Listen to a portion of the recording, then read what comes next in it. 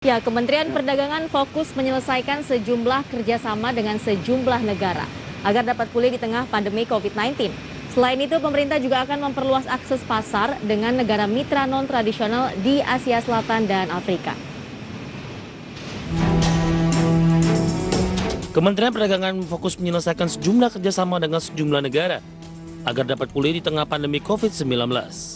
Salah satu cara yakni dengan menyelesaikan perundingan kesepakatan kemitraan ekonomi komprehensif atau CEPA dengan sejumlah negara mitra non-tradisional. Menurut Menteri Perdagangan Muhammad Lutfi, langkah ini diambil untuk mengantisipasi gejolak perdagangan global yang relatif kompleks akibat ancaman krisis energi, kenaikan harga komoditas, isu lingkungan hingga perubahan iklim.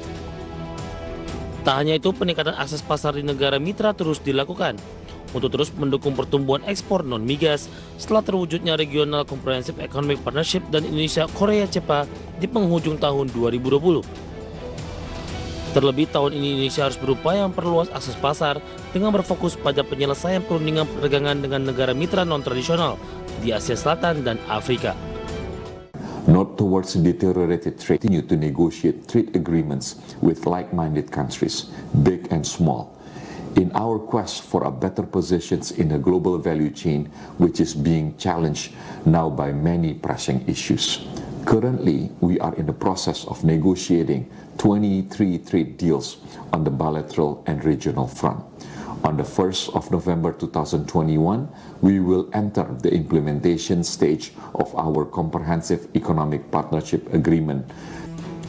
Kementerian mengakui pandemi COVID-19 telah memutuskan pasar global, mengubah cara hidup dan membentuk kebijakan dalam berbagai sektor ekonomi. Bahkan ekonomi Indonesia pernah berada di titik terbawah, yakni tumbuh minus 2,7% di tahun lalu. Jakarta, Ade Firmansyah, Ade Channel.